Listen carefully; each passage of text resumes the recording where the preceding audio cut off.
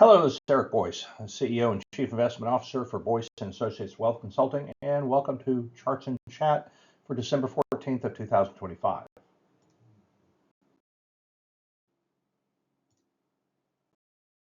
Well, with only a couple of weeks left here in the current year, I think it's healthy to begin to train our sights onto 2026 to get a sense of what is being forecasted right now, at least for the equity markets. We have that here in the consensus of forecasters, looking for about 8.7% targeted growth for the S&P 500 in 2026. And of course, last week we talked about earnings growth expected to be around 14%. Again, I don't want to get too carried away with that, but that would imply if they're forecasting 9% stock growth, stock price growth, and 14% earnings, that means it implies a little bit of multiple contraction in the price to earnings ratio. But again, I think the question marks here are very apt because as you can see here in all of these data points going back to 2000, that it is sometimes hard to gauge and hard to estimate because there's so many things that can happen during the course of the year, especially negative surprises on economic data or negative surprises on earnings that kind of begins to turn the technical tide in some of these stocks that have very outsized influence. So we're going to talk about those in a second, and we'll get back to equities after this slide. But really, the way to explain this is on the x-axis here, you have the targeted implied return at the beginning of the year. And then on the y-axis here, you have what actually happened. And oddly enough, if you start over here, there were many years that forecasters expected negative returns in the market, and they actually were positive, and in some cases quite positive. Here, in some cases, the estimates were relatively benign coming into the year, but actually wound up being very, very positive. And in some cases, they were expected to be tremendously positive, and they actually were. But in some cases, they were expected to be somewhere between, like, call it 4 and 20% down here, and it actually didn't work out as well. We wound up having very negative environments, and most notably 2008, when the global financial crisis occurred. That was probably the epitome of what would constitute a negative surprise. So anyway, very hard to tell. Forecasts are great. They're kind of nice to hang your hat on, at least give you some thoughts as to how to asset allocate. But again, the story here is you got to be nimble because things don't always turn out as you expect. Talk about a little bit of economic data here before we get back to the investment markets and then commodities for a little bit. But big news last week was obviously the Fed rate cut, and the signaling in the post decision press conference by Fed Chairman Powell is that they're going to probably stay on hold for a little while. And the estimate that looking into next year and looking at dot plots is maybe we get a couple of rate decreases. Again, I'm not sure. They're certainly not motivated to move right now. In fact, we had a very high number of dissenters in that decision last week to reduce that rate to what is now the effective Fed funds rate of about 3.9% here. But there were a healthy number of dissenters in that decision that actually wanted no change whatsoever. And so again, the tea leaves are apt to change here as the Fed chairman departs in May, and we get somebody who unfortunately might be more politically aligned with the president and wanting to maintain very easy money, easy credit here. But you can see, this line going back to 1990 and the Fed, easing and tightening cycles. That this is what we point to right here as far as like the current easing cycle. We topped out at about 5.25%, and now we're about 4% or a little bit less than that. This is a summary of projections, a little busy, lots of numbers here, but this is actually from the Fed's press release after that. And you can see as you look out 2026, You've got GDP, real GDP, expected to be about a little over 2%. That's higher than it was in September. Unemployment looking to be about 4.4, and you've got basically personal consumption expenditure inflation. This is the PCE inflation that they talk about, not at their target. And again, mind you, they've stated for a long time that 2% is their inflation target. They certainly don't expect to get there in 26, but they do in 27, 28. And you can actually see here in GDP how that's expected to moderate to more of a longer run trend of just under 2%, which actually would be fairly consistent with very long-term averages. But key thing here is inflation. You're looking to be about 2.4%, again down from their September projection. And then if you look at core prices, about 2.5%, very little change there. And so the dot plot, again, as I mentioned in that prior slide, basically getting 3.6 Fed funds rate, that would kind of represent a little bit of a decrease, but then maybe another rate cut or two the following year. And we've talked a lot about the K-shaped economy. This is from a Charles Schwab and Liz Ann Saunders 2026 piece, which I thought really did a good job of kind of like bifurcating kind of some of these issues that we've talked about. So, when you talk about the haves, this is the part, people that are participating in the AI boom, capital spending really high. You've got the high income earners that are actually fairly confident about the economy. You've got people that own assets. Hard data, as I mentioned, has been very positive, relatively speaking, versus the soft data down here. And we talked about that last week. The soft data, like sentiment indicators, really are not that great. And you're dealing with people that don't own assets, that have lower income. We know manufacturing's been in a little bit of a funk. But we look at inflationary items on non-discretionary items. Really, again, not at the Fed's target, but still relatively benign to what we saw in the prior couple of years.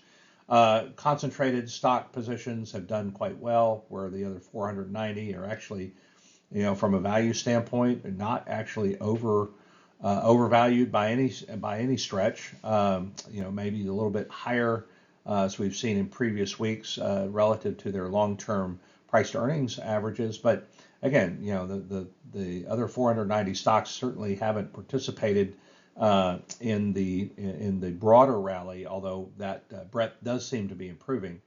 And here you've got the potential for interest rate increases. These are hawks that would rather raise the rates, and then unemployment claims have been relatively low.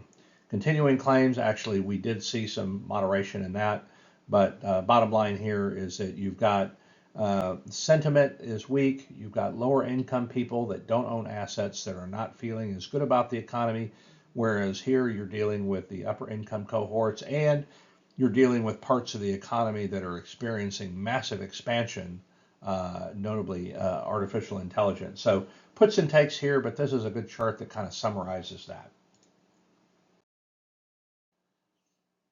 So chart households expecting a worse financial situation 1 year from now. You can see that it remains elevated. We've had a dramatic rise heading into 2025. This would be kind of the tariff tantrum, and then we had some relief on that, and you can see that that's picked up lately. You've got to go back to 2022, and those expectations were really weak, and everybody was expecting a recession. Here's the pandemic down here. So, but if you go back to pre-pandemic, levels here, or pre-pandemic period, obviously where we are now is elevated relative to that. So again, to the K-shaped economy, you've got a lot of households that aren't feeling as good as other people are, and it's just bifurcated that way right now. Here we have another data point that kind of emphasizes this K economy that we're talking about. You got in this line, you got consumer confidence expectations over the next year, and this is consumer confidence expectations for stock prices in particular. And so this is inverted. So even though it looks like it's on a track to go lower, it's actually, moving higher, and this represents a high point because it is inverted. And you plot that against University of Michigan expected increase in unemployment, which is one of those soft data sentiment indicators that we've talked a lot about. That's pretty high. So this is the divergence. This really kind of like quantifies the delta here. So you've got, relatively high stock confidence, but you have employment and labor confidence is actually pretty low. And you can see going back to 1987, the relationship here, and this is really kind of a unique divergence that is, almost unprecedented, at least in this time frame. Here we have what Schwab is calling the vibration. So again, going to soft data, right? These are sentiment indicators. You've got the consumer sentiment average, which is in the doldrums. These are people that don't feel that great about things. This is their vibe. Their vibe is not necessarily positive, but yet you've got real gross domestic product, or basically you've got economic growth, pandemic notwithstanding here, but it just keeps trucking along. And we haven't had that dip at the same time that we've had kind of this multi-year kind of like sogginess in the consumer sentiment, with particular degradation in sentiment happening over the last year. We talk about unemployment cost index. So this is ECI, and you can see that employment costs, ECI, not unemployment, excuse me, that employment costs are moving lower. And if we juxtapose the same data set here in the black line against the National Federation of Independent Business NFIB survey, this is the net balance of raising wages, and you can see that moving down. So I think, and this is advanced 1 quarter. So this is almost, this blue line here is foreshadowing a continued drop in employment costs. And so when you think about how this translates into real wages, and thinking about that K-shaped economy where you've got a large part of the population, the lower wage and lower income cohorts that are witnessing slower growth in wages, that puts even more pressure and helps to keep that sentiment, keep a lid on that sentiment that we see is pretty weak right now. So this is a pretty powerful chart here, and data series goes back to 1994. You can see the tight relationship here. And so if you're advancing this by basically 3 months, you can see again that employment costs are apt to continue to move lower. Here we have a survey from the Business Roundtable. This is a pretty good sampling of, like essentially CEO sentiment, and you can see here really not much change. Oscillated around this 80 point on this particular index, which to me, you look at the line of best fit, and that is not too far off that. So you can say, at least from the commercial standpoint, looking at the business survey, that it's really not that bad. I will tell you, and we've looked at some of this data the last couple of weeks, that small business layoffs have been picking up. Small business bankruptcies have been picking up. Small business sentiment is probably as strong as would be indicated here by the Business Roundtable. Now we've got foreign trade. We got a very interesting number. So we had basically, we continue to have a trade deficit, no surprise there, but that deficit was a lot lower this time. Now we had some very interesting dynamics going on. We had a surge in exports, and we had consistency, at least if you want to call that consistency, in imports. So what happened here is we actually had, ironically, a surge in gold exports, as well as a surge in petroleum products, as we are now a net exporter of petroleum products. If we looked at the energy-related data here in this trade number, it's actually pretty good. Now, the read through on this is, oh well, Trump's policies on trade are panning out. Well, I think that's a very disingenuous thing to say, because onshoring is going to take a long time. I think this is as much a kind of a blip related to energy and then to a lesser extent gold exports than really anything else. But this is also telling to me in the sense that there is continued demand for imported goods. We talk about wholesaler inventories, and that's in the amber line here. And inventories picked up quite a bit in the latest month. The month that's available to us now is essentially September.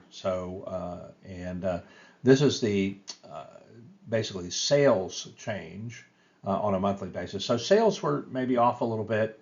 Inventory was up, and I think some of that has to do with seasonal factors as we are looking forward to the holiday shopping season. We've been talking for a number of weeks now about how that's really taken off a little bit sooner than expected. We looked at the Red Book surveys and retail sales numbers, and those have been actually very good.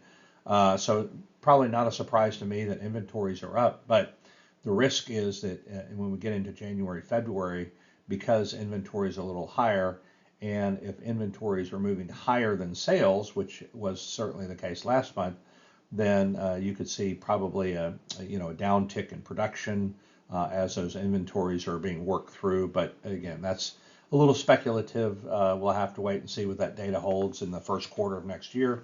But inventory's up, and that should be, in a very microcosmic way, a tailwind to economic growth here in the fourth quarter.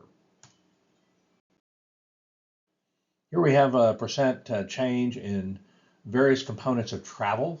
So again, the K-shaped economy, these are the kind of represent the haves, the people that can afford to travel. What's interesting here is that you see food away from home continuing to increase. And again, this is relative to August 2019, so pre-pandemic, that food away from home is up 35% in the span of basically about 6 years. And that's pretty telling. Obviously, you had inflation in some of these other categories. Car rentals have been up quite a bit, and then hotel costs and then flights are up about 2%. But we've had periods of notable dislocation in all these components. But the interesting thing to me is that you really have had this steady increase in food away from home for a lot of different reasons. We'll call labor being one of them, food input costs being another. But interesting data points. So here we have, again, the income breakout on household spending. We've talked about that a number of times. So, we start off in this data series at January 2023. We pull forward basically what we'll call two years, actually 23, 24, and 25. So, 3 years here. And you can see, the lower income spending growth is subdued relative to the higher income cohorts, even though we have the middle income cohorts with a little bit of a downtick as we do with upper income. But you see in the aggregate, they're tracking anywhere between 1.5% to 3%, where you've got the lower income cohorts that are just a shade above zero.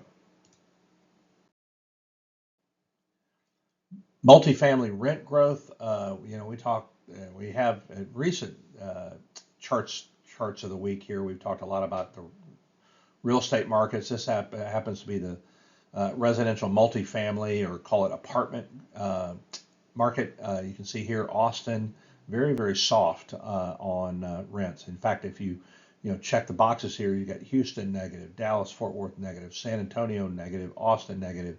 You've got basically all of the major Texas metros that are soft by virtue of perhaps a little bit of overbuilding. Banks and credit has been easy, so we've seen a lot of development in the multifamily space.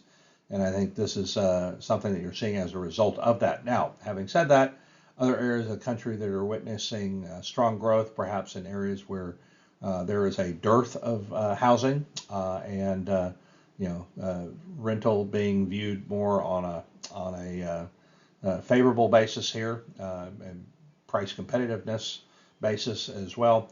So it's sometimes this is just a reminder to say, listen, we spend a lot of time with national data, but local conditions matter considerably when you're looking at some of this information. Another interesting data point from this week's reading, again, we go back to the NFIB, National Federation of Independent Business. This is a kind of a proxy for small businesses.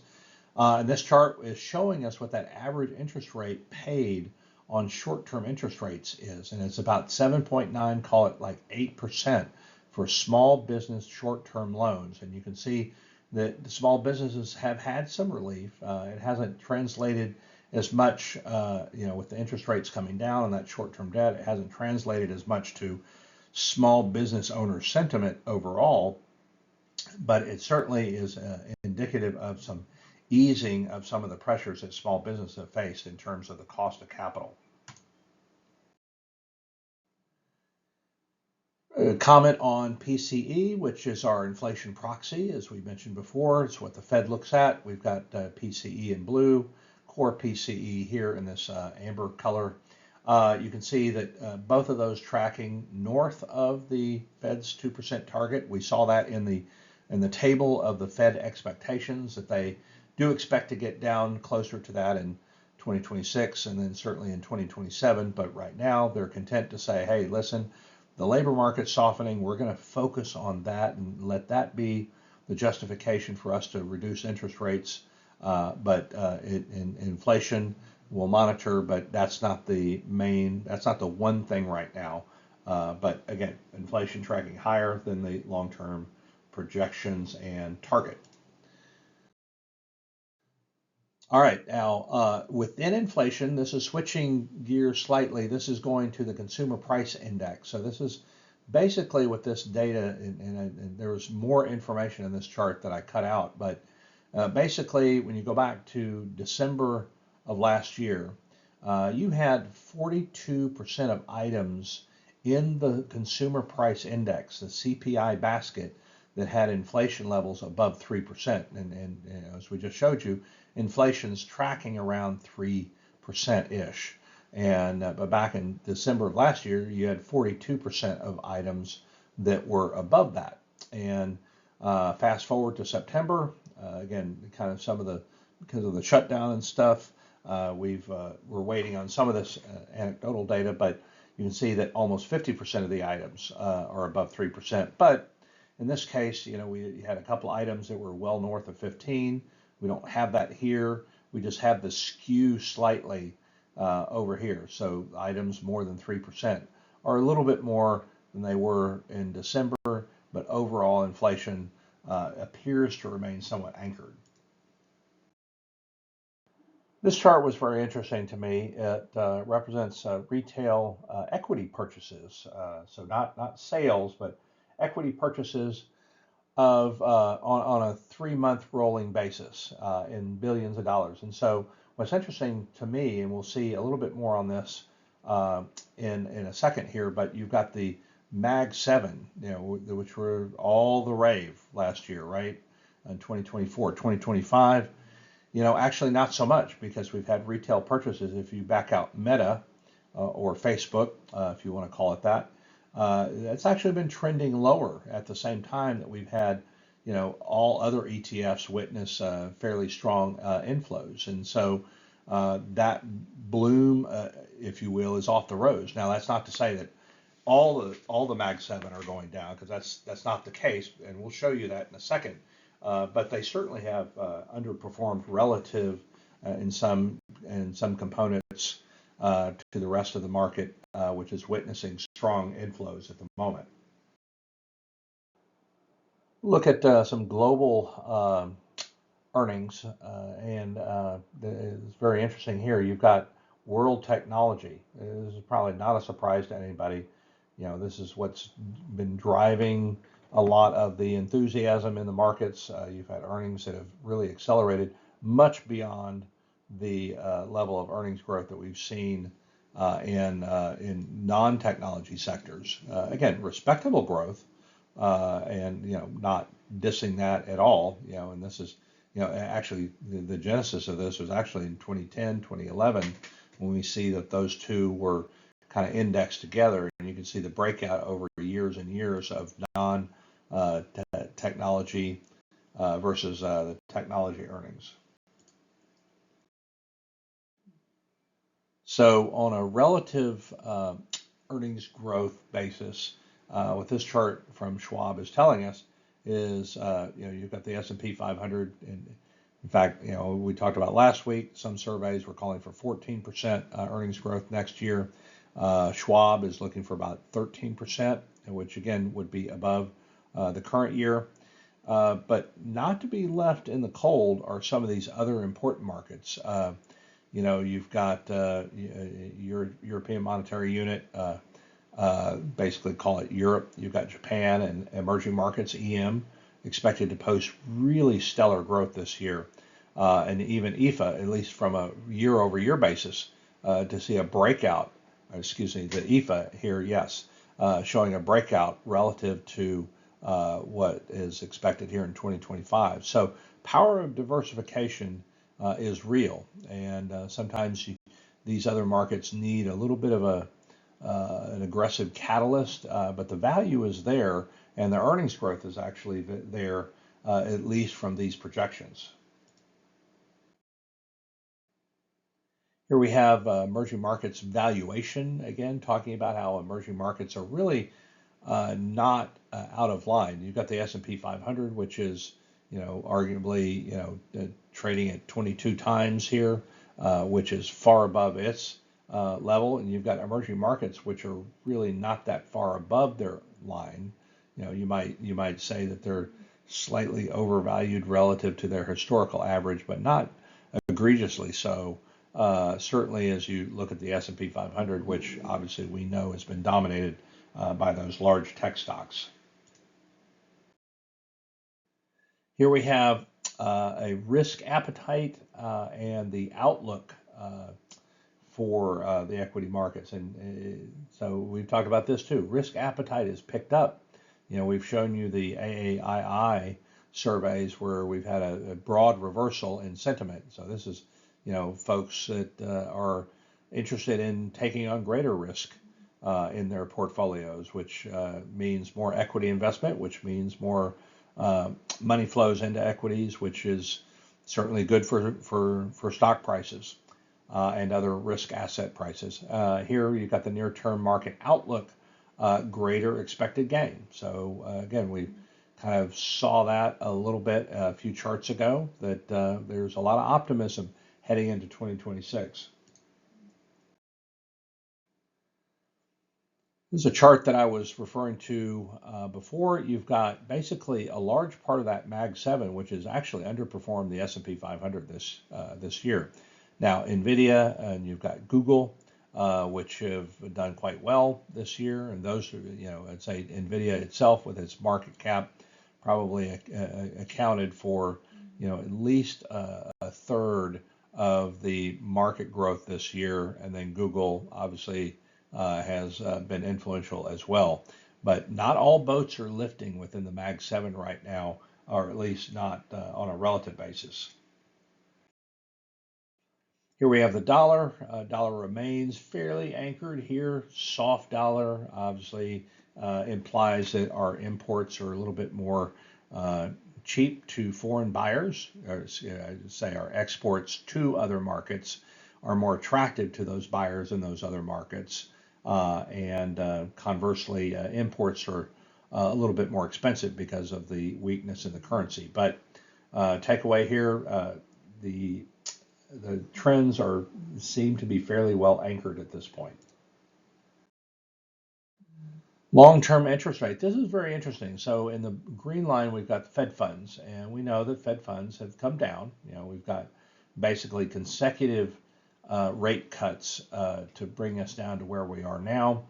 But oddly enough, we've actually seen long-term interest rates really not follow the trend. You would typically see that. You would typically, when you have rate cuts, that would imply that you're easing into a softening economic cycle. But that's actually not where we are now, and this is why this is very odd. You have long-term rates going up because you have inflation that seems to be kind of stuck a little bit for the time being at that 3% level.